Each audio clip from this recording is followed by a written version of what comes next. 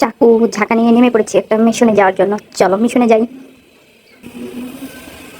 এখন মিশন হচ্ছে এইগুলোকে টাকা বেস্ট ব্যালেন্স।